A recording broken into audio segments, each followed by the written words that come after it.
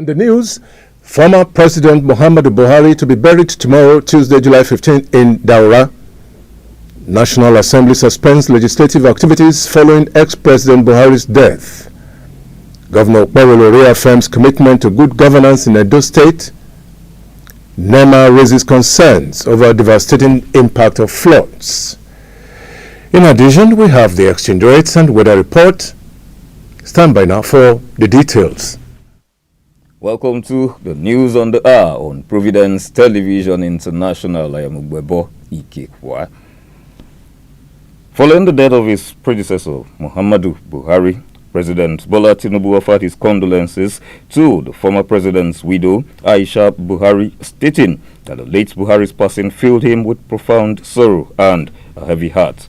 He emphasized that the late Muhammadu Buhari was a patriot, soldier and statesman who served Nigeria with unwavering dedication, first as a military leader from January 1984 to August 1985, and later as a democratically elected president from 2015 to 2023. President Tinubu also assured Nigerians that the federal government will organize a funeral that reflects Buhari's towering contributions to Nigeria. The late Buhari's health required extended medical leave during his two-term presidency, and during his tenure, he made at least 13 medical trips to the United Kingdom. His first known medical visit as president occurred in June 2016 and lasted 10 days. However, his medical leaves became more frequent and prolonged in 2017. In May 2017, he departed for London and remained there for over 100 days, making his longest medical absence from the country and raising concerns about the delegation of presidential duties. Tributes and condolences have continued to flow since Buhari's passing became public. Meanwhile, the Katsina State Governor, Diko Rada, has stated that the late ex-president Muhammadu Buhari will be buried at his hometown in Daura on Tuesday. The governor stated this while briefing newsmen on Monday at the government house Katsina State following the demise and subsequent burial arrangements of the former Nigerian leader.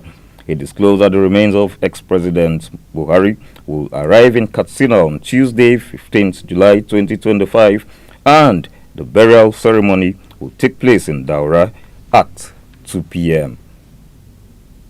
The National Assembly has announced the suspension of all legislative activities following the death of former President Muhammadu Buhari, who passed away in London, UK, on Sunday. The rescheduling of plenary dates was announced in a statement signed by the clerk to the National Assembly, Kamoru Ogunlono, on Monday, 14th July 2025. Ogunlono stated that the leadership of both the Senate and House of Representatives has directed that all plenary sessions and related activities be suspended until Tuesday, 22nd, 2025. He further explained that the decision was taken in honor of the late president's legacy and service to the nation. Buhari, who served as Nigeria's head of state from 1983 to 1985 and later as democratically elected president from 2015 to 2023, died at the age of 82.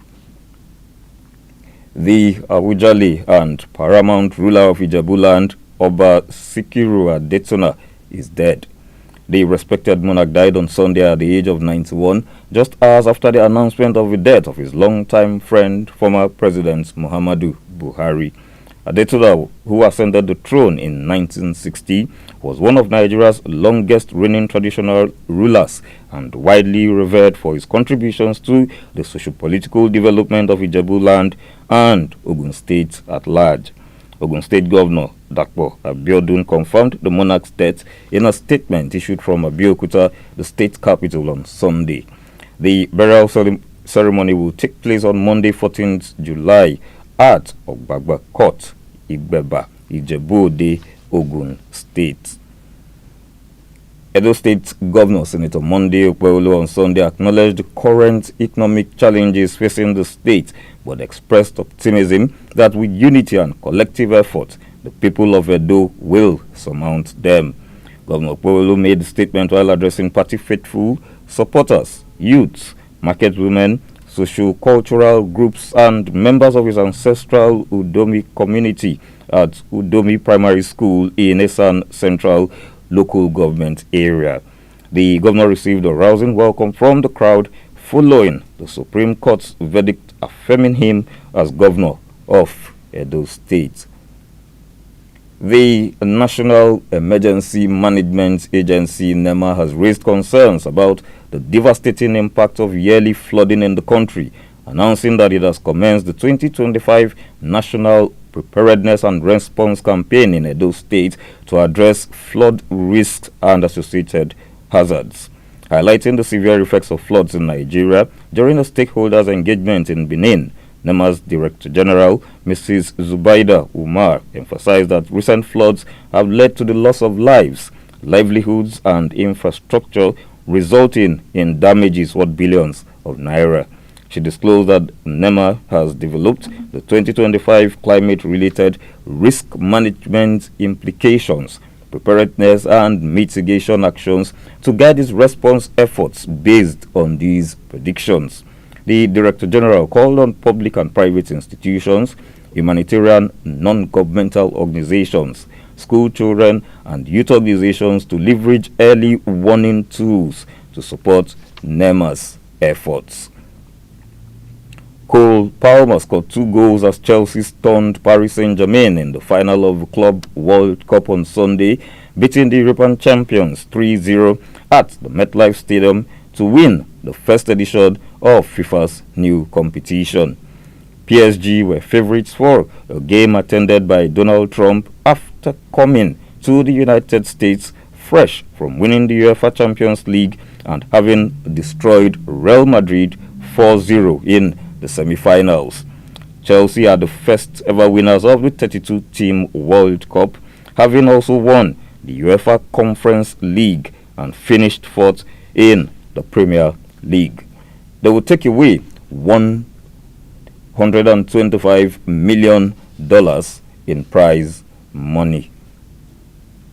Ex-Super Eagles defender and 1980 Africa Cup of Nations winner Kadiri Ikana is fighting for his life at Ira Specialist Teaching Hospital in Edo State, where he was transferred for emergency blood transfusion and intensive medical care. The 68-year-old, who was a member of the Green Eagles squad that won Nigeria's first AFCON title in Lagos 44 years ago, is in critical condition and requires urgent intervention to save his life. Ikana, affectionately known as Kawawa, was a key figure in Nigerian football during the late 1970s and early 1980s as a defender for both club and country. He was an integral part of the Bendel Insurance football squad that dominated domestic Nigerian football at the end of the 1970s before earning his place in the national team setup. And now to the exchange rates. 1 United States dollar is equivalent in a naira is 1,526. 1 euro, it's equivalent to the naira 1,780. 1 British pound now stands at 2,051 naira. 1 Canadian dollar 1,114 naira, and 1 Australian dollar 999 naira. The weather forecast for Tuesday, 15th July.